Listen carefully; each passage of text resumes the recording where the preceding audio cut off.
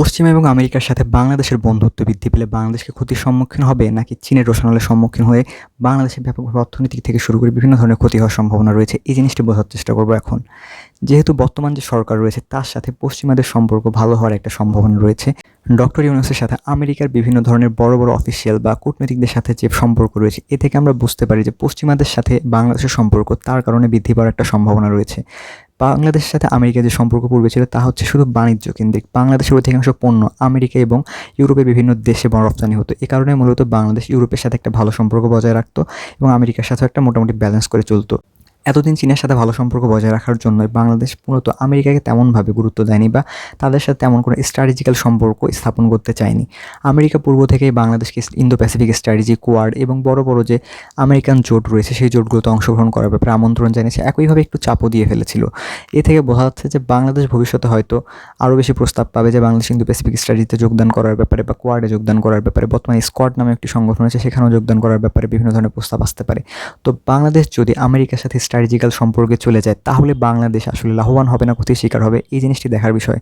আমরা যদি সহজভাবে দেখি বিষয়টা কেমন হতে পারে, আমরা আমেরিকার সাথে অন্যান্য যে দেশগুলো রয়েছে তাদের সাথে যে বন্ধুত্ব হয় আমেরিকার, সেই জিনিসটি যদি লক্ষ্য করি দক্ষিণ এশিয়ার মধ্যে বা দক্ষিণ পূর্ব এশিয়ার যে দেশগুলো রয়েছে, যেমন ভিয়েতনামের সাথে আমেরিকার খুব ভালো সম্পর্ক রয়েছে।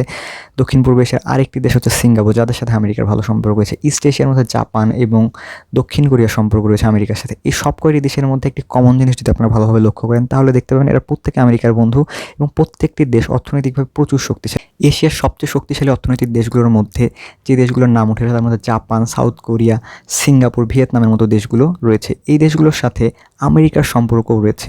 এই ব্যাপারটিকে দেখে আমরা বুঝতে পারি যে আমেরিকার সাথে কোনো দেশ স্ট্র্যাটেজিক্যাল সম্পর্ক স্থাপন করলে আমেরিকা যেমন তাদের কাছে বিভিন্ন ফায়দা বা বিভিন্ন ধরনের সুবিধা নেওয়ার চেষ্টা করে, একই সাথে তাদেরকে বসে না রেখে তাদেরকে তাদের স্বার্থকেন্দ্রিক কিছু সুবিধাও দেওয়ার চেষ্টা করে।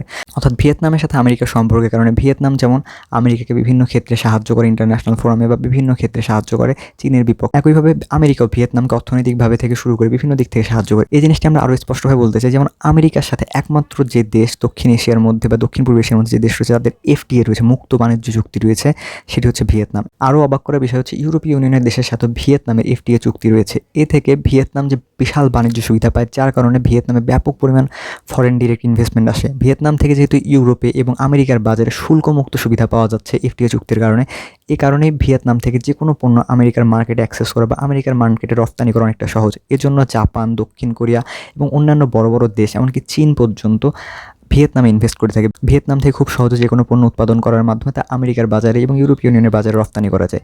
একই জিনিসটি বাংলাদেশের জন্য প্রযোজ্য হতে পারে। বাংলাদেশ যেহেতু বর্তমানে লিস্ট ডেভেলপমেন্ট কান্ট্রি বা এলডিসিতে রয়েছে, এ কারণে বাংলাদেশকেও ভবিষ্যতে অবশ্যই আমেরিকা বা পশ্চিমাদের সাথে একটি মুক্ত বাণিজ্য চুক্তি বা জিএসপি+ চুক্তি করতে হবে।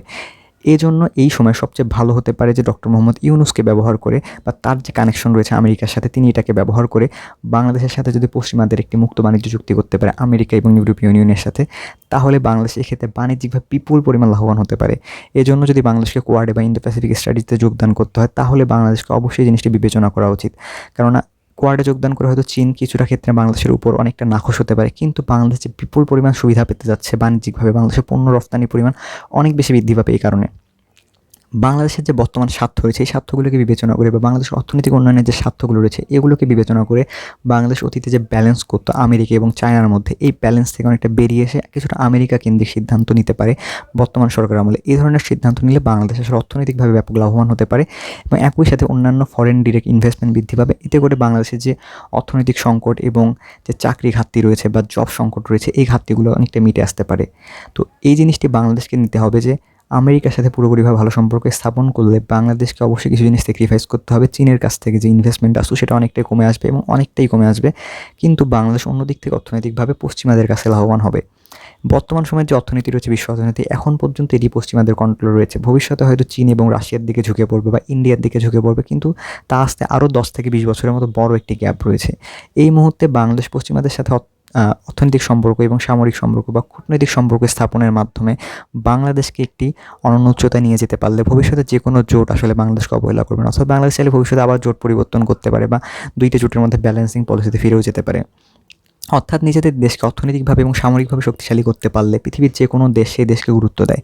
এই জিনিসটিকে বাংলাদেশকে মাথায় রাখতে হবে যে নির্দিষ্টভাবে কোনো দেশের সাথে সবসময় ভালো সম্পর্ক বজায় রাখা সম্ভব না। আমাদের স্বার্থ যেদিক থাকবে সেই দিকেই আমরা ঝুঁকে পড়ব। পশ্চিমাদের সাথে বর্তমানে ভালো সম্পর্ক স্থাপন করলে আমরা যেমন অর্থনৈতিকভাবে লাভবান হব, ভবিষ্যতে আবার চীন এবং রাশিয়ার সাথে ভালো সম্পর্ক বজায় রাখলে আমরা তখন হয়তো অর্থনৈতিকভাবে লাভবান হতে পারি, কিন্তু ভবিষ্যৎটা অনেকটা দূরে।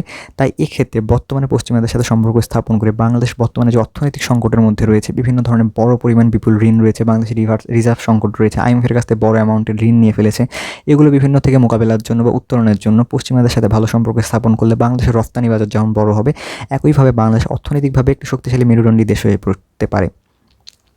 বাংলাদেশ শুধুমাত্র গার্মেন্টসের উপর নির্ভরশীল না থেকে পশ্চিমাদের মার্কেটে বিভিন্ন বড় বড় প্রযুক্তি পণ্যগুলো রপ্তানি করতে পারলে বাংলাদেশ সকল ক্ষেত্রে লাভবান হতে পারে। বাংলাদেশের যেহেতু পোশাক শিল্পের পাশাপাশি ওষুধ শিল্পের পশ্চিমা বাজারে একটি বড় চাহিদা রয়েছে, এই জিনিসটিকেও বাংলাদেশ এক্সপ্যান্ড করতে পারে। অর্থাৎ বাংলাদেশকে খুব দ্রুতই ইন্টারনেট ভিত্তিক প্রোডাক্ট বা IoT ভিত্তিক প্রোডাক্ট, ICT ভিত্তিক প্রোডাক্টগুলো আসলে বিদেশে রপ্তানি করতে হবে। এই জন্য পশ্চিমাদের সাথে ভালো সম্পর্ক এবং তাদের সাথে বাণিজ্য চুক্তি করা এবং বাণিজ্য সুবিধা আদায় করে নেওয়া বাংলাদেশের জন্য সবচেয়ে ভালো হতে পারে। এই জন্য অবশ্যই বাংলাদেশকে পশ্চিমা কেন্দ্রিক সিদ্ধান্ত নেওয়াটা বাংলাদেশের জন্য গুরুত্বপূর্ণ হতে পারে। যদি এই বিষয়ে ভবিষ্যতে ভালো কোনো ডেভেলপমেন্ট আসে সেই বিষয়ে আপনারা জানিয়ে দেবো। তো আশা করা যাচ্ছে ভবিষ্যতে একটি ভালো সম্ভাবনা রয়েছে বাংলাদেশের জন্য যদি পশ্চিমাদের সাথে বাংলাদেশের সম্পর্ক ভালো হয়। তো এই বিষয়ে আপনাদের গুরুত্বপূর্ণ মতামত জানাতে পারেন আমাদের কমেন্ট বক্সে। দেখা হবে অন্য কোনো আলোচনা, ইনশাআল্লাহ। বাই।